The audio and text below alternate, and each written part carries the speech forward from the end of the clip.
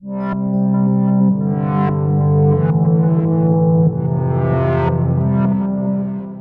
everyone, welcome to our latest video in the Head in the Cloud series, hosted by Citrus Global. It's great today to have Nils Widal here with me. It's fair to say Nils is a talented man. He's a software developer, CTO, and the founder and CEO of Vertrical. Vertrical, brand new German-based software developing and consulting company with already signed customers and international customers at that as well. So if you've not seen Nils before, he is very active on LinkedIn. He posts some really interesting content as well, so I'd really recommend that you head across to his profile after this, check him out and follow him as well. So Nils, welcome. Thanks for joining me today. Thank you very much. Good to be here. Glad to have you. So let's sort of jump into it, Nils. I know we've been speaking now for for a good few weeks and maybe a couple of months now. And I think when we first started talking, it was towards the kind of period where lockdown was kind of starting to be eased across Europe, and certainly it'd already been eased somewhat in Germany before the UK. But it's been a major period in I think everyone's life. How were you, and how did you find it during lockdown? Well, I found it surprisingly eye-opening, let's say, because even before thinking about Vertrical with my colleagues now, I always had this dream to build up a company which is basically focusing on remote work, because I actually see the great benefit in working remotely, not part-time, but also having the possibility basically to work wherever you want, and using the tools you have nowadays. And so for me, it didn't change much really. It was especially when doing some open source stuff, or when aligning with colleagues, former colleagues from contracting, which now are also part of our C-level. Basically, it didn't change much. I mean, it's always cool to meet in person. Sure, it's great to have a nice chat in the real world, but it didn't stop us from working at all. So I don't know, one of our colleagues had to go for 2 weeks in quarantine, even though he just lives 110 kilometers away from me in Munich. Wasn't much, for us, it wasn't much of a hassle from the working perspective. For him, obviously, it was a bit different not to leave the apartment for 2 weeks. But at least there was a good bit of stuff done afterwards. Sure. So I think from this perspective, it was really fine. From a personal perspective, since I have a daughter who's living in a different place, it was a bit of a hassle, because obviously you cannot travel with ease, even though it's within Germany. It wasn't like this time where you kind of had to do homeschooling. So we did actually remote homeschooling as well. Right. So I had remote sessions with my daughter on her math or German class, and it was quite fun actually. I'll bet. But also quite new for both of us. So that more or less sums up what my experience was in this time. Yeah, it's been a crazy period, isn't it, for a lot of people? Well, for everyone. I think no one could have imagined what we'd be going through now. And I think I know when we were speaking, your vision, your plan is to have this kind of remote and agile workforce, and from a work perspective, it's allowed you to kind of to test test that run and see how it works in the real world. And I think it's been it's although challenging for a lot of reasons, lots of opportunities that have come out of it as well. Okay, well, and that sounds like for like you said, there's been a lot of, I think from your perspective, you found it quite liberating and quite a lot of opportunities. Have there been sort of many frustrations, or any sort of sort of elements of it that you found a bit more challenging? Well, what I personally found a bit challenging was like what we did in parallel basically was when thinking about Vertrical and how we want to build up Vertrical was also because by the end of the day you have to pay your bills and stuff to also do contracting. What I found a bit crazy in this time was a lot of companies really like hesitated on finalizing projects. So they would say, okay, actually we want this. This is our plan. We want to develop X, Y, Z software. We want to have some consultancy on it. Yeah. But the final signature or the final decision, let's do it, and we want to start in, I don't know, by the end of June or whatever. That always was, from my experience in the past, much easier than it was during the last couple of months, really. I think it's now kind of getting better slowly, but there's still a lot of uncertainty about how is everything is taking place. Companies which are forced to work now 100% remotely, they are kind of stalled sometime, or they would be like there would be too many obstacles because the company size is just not making things easier and all this stuff. And I think basically that was my idea.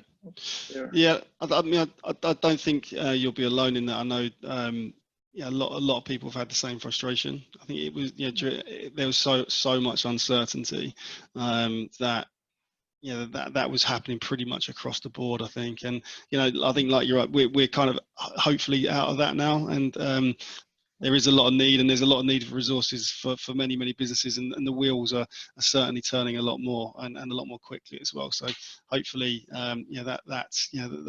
that's positive for the future for yourselves and for everyone else as well.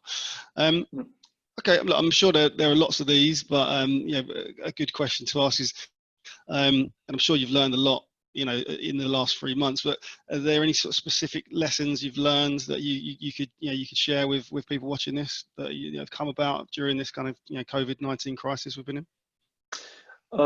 Regarding how you work together, I would say yes. I mean, it's always something we approach from the beginning. So I still was, for example, in contracting in March and April in an ongoing project, which was primarily on-site in Munich. So what happened was everybody was kind of unsure how to proceed, or there weren't like mechanisms in place. And they're really there are quick wins. Like, for example, when you have a meeting, even though it's just a 15-minute stand-up in your tech team, make sure to turn on the video. Make sure you are visually present. Make sure to engage. You obviously have benefits in using video chat applications. For example, if you want to share what you actually did, you can screen share, which is brilliant. Yeah. You can use tools like Miro to just schedule stuff, or to scribble and to kind of flesh out basically what you want to do for the next sprint, let's say, if you're working in Scrum. Moreover, I think it's especially in the beginning, it's very beneficial to if you're using chat tools like, I don't know, Teams or Slack or whatever, to really over communicate. So everybody knows what you're up to and can passively read but actively engage if there's something which might be of interest. Have a lot of calls when you kind of have to write like 2 or 3 replies to some question or whatever. Just jump in a call, really, like just call him. You would what you would do when you're in an office, you would just go to your colleague and talk to him or her. Yeah, basically just do the same thing. You have the tools, right? Yeah, exactly. I think in the modern day, we've got all the tools at hand to be just as effective, if not more productive at certain times as well. And yeah, I think it wouldn't be the first person to kind of to say that as well. And I think where some people have found, I've asked similar questions, they've had a challenge is actually rather than picking up the phone, they've just found themselves in kind of back-to-back Zoom meetings. So some of the time, actually finding the time to have that personal one-on-one, just that quick 5-minute phone call has proved a bit difficult. So I think, yeah, I think that's probably the same for a lot of people. So I think that, that's probably something that everyone can perhaps maybe learn and try and leave certain parts in the day free, even if it's 10 or 15 minutes a couple of times a day, to actually just be able to pick up the phone to certain people. That would be useful, I think, as well. Yeah. So maybe in addition, what just came to me, basically, I have the great possibility to have a working environment in my home. So in my apartment, I have one single room, which is just like, if I need to brand it, it's work. And when I finished work, I can close the door, and the rest of the flat basically is my private area, which should basically stay this way. Yeah. So this would be also something I really can recommend if you don't have the possibility, and COVID is getting a bit, the situation is being eased a bit. Try to find working spaces where you have a sole working space, maybe just for the security, but to kind of allow yourself to have your house, your flat where you live, as a living space, as a family space. Yeah, I like that. To mix it up. Yeah. That's a great idea. Just try and compartmentalize it a little bit. Yeah. If you can, obviously not everybody can, but if you can, that area or that place is work, and the rest of it is is downtime and just sort of back to normality. So I think that's a really good point, actually. I really like that. Okay. Perhaps a bit more of a fun question, and one I quite like asking. But if you could go back in time, knowing what we know now, what would you have done, or what could you have done, do you think, to kind of prepare for this situation we found ourselves in? Interesting question. I would assume, if I would have known beforehand that in March, let's say for Germany, it was kind of middle of March. If I would know knew beforehand, I would basically try to accelerate the founding of Vertrical, actually, because I think especially when there was a start of everybody was a bit unsure how to handle the situation. Companies I already knew from the past who have this 100% remote working approach, they didn't have any like huge obstacles. They basically didn't have to change the ways of working, and they actually turned out to be asked by many companies, how do we do that? How do we do this? And kind of helping out a bit in this 100% remote approach. So I would definitely have gone this way far earlier. So you could have helped more companies, and you could have helped kind of advise them and get them up to speed quicker. Okay. Yeah, hindsight is a 2020 thing, isn't it? It'd be great if we could go back, but unfortunately we can't turn back that clock. But yeah, I suppose what we can do is move and take things forward into the future, which is And what do you think is here to stay now for the future? I would assume a lot of companies have learned a lot of lessons. I would assume, as I talked to a friend of mine who is a mediator for companies, especially for entrepreneurs. I think it's really, really valuable and necessary that you talk to your employees and ask them how did you find the situation, because not everybody feels super comfortable with this remote approach. Especially, I think it depends on how the approach was handled. And I think in the future that there will be a lot of companies which will allow people to work remotely, and that would be, I heard in the past couple of months, A lot of companies aim for something like a 50%, 60% remote approach. Or if you, for example, have a key role, but you also, I don't know, are about to become a dad or mom, that you basically, can, you know, help out people or do onboarding or an offboarding, let's say, even though you are, you have to take care of your newborn, for example, and share a bit of this work. So I think it will be a new way of working, really, and people need to figure out on several levels how to deal with it. And I think there will be a strong learning curve in 2020, and I would also say in Q1 to Q3 in 2021, where there will be a necessity for a lot of companies who do this approach successfully. I think this will be the winners, because obviously they will be, by the end of the day, also quite, you know, cheaper, because you don't have to have a huge office. You don't have to have this, I don't even know if it's an English word. In Germany, you have this thing called Wasserkopf, like water hat, like the staff you have for your company, which is dealing with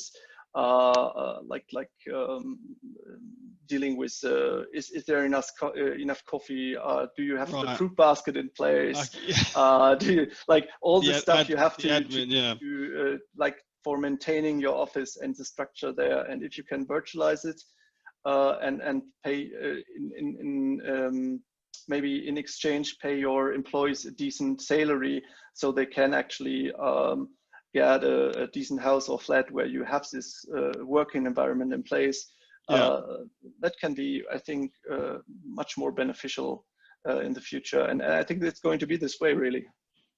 Yeah, I think it'll be really interesting to see how companies adapt to that and shift. And and I think that, you know, there will be a lot of companies that, like you say, shift to maybe a 50-50, or even in your own case, you know, you're like you said, you're pretty much, you know, you're going remote first. You're going for you know, for a team that are all based, you know, wherever they might want to be. So it'd be really interesting to see how companies adapt, and the ideas that one company are using that, you know, can kind of form some best practice.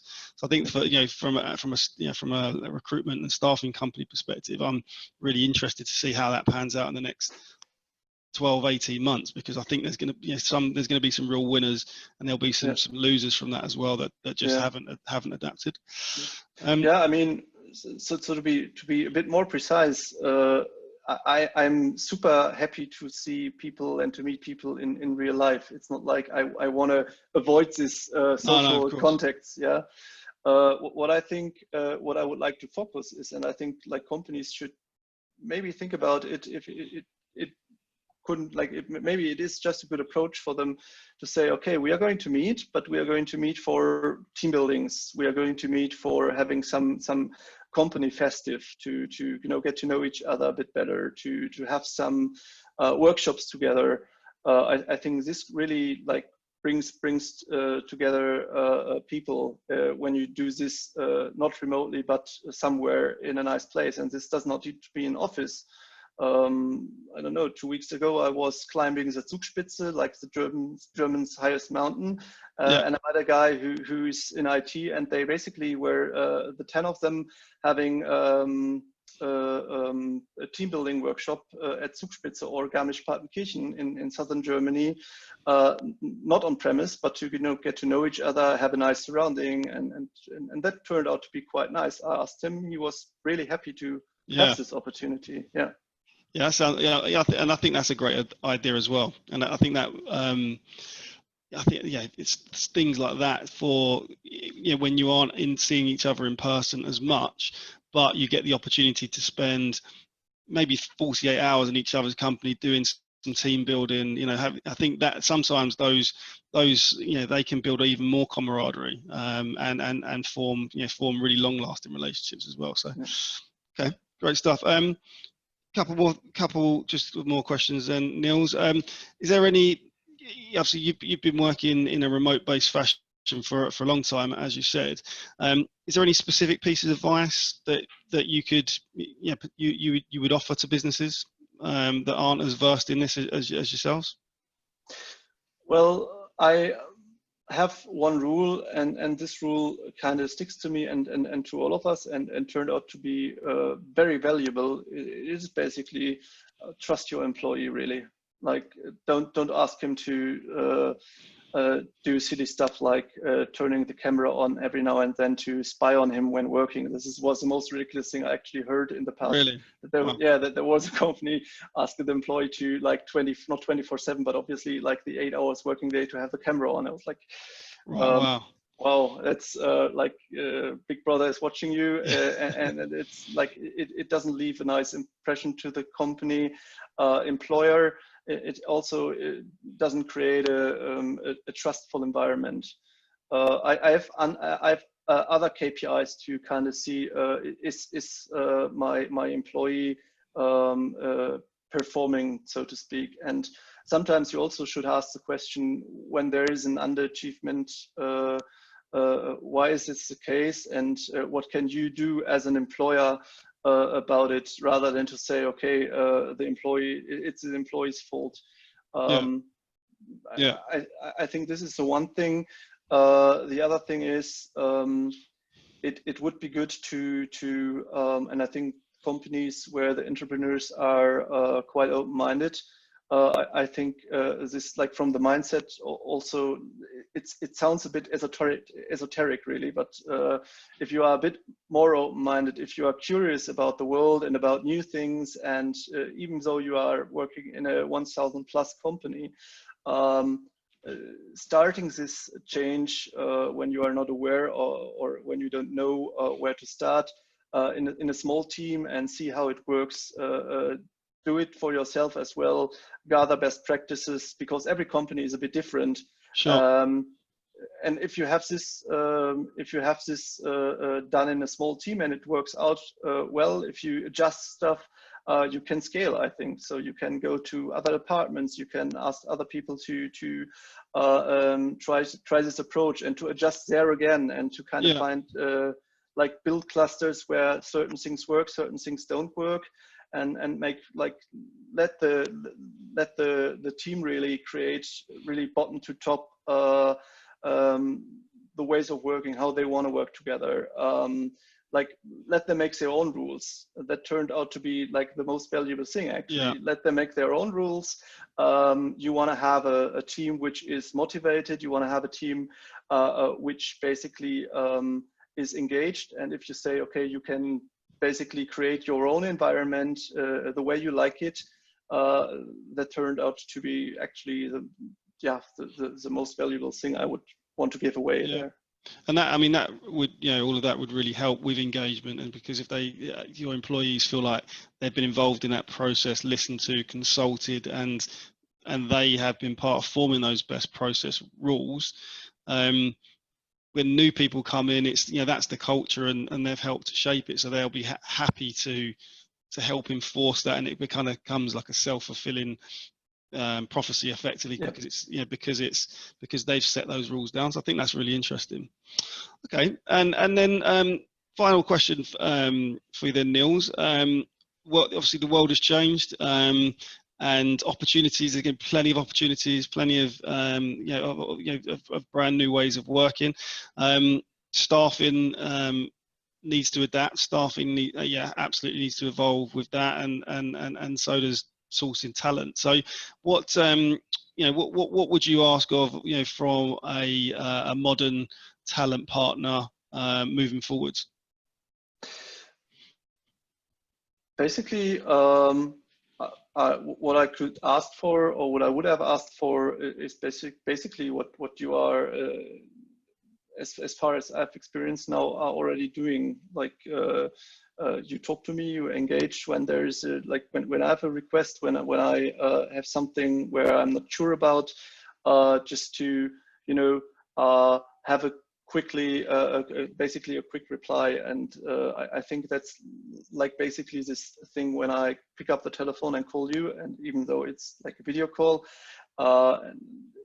it's for me, it's quite beneficial to just have a person I can talk to. Michael, this is you in this case now. Yeah. So we talked a lot. So we kind of established, even though we haven't met in person, we kind of established a relationship. You know a great deal of me by now because I tend to talk a lot.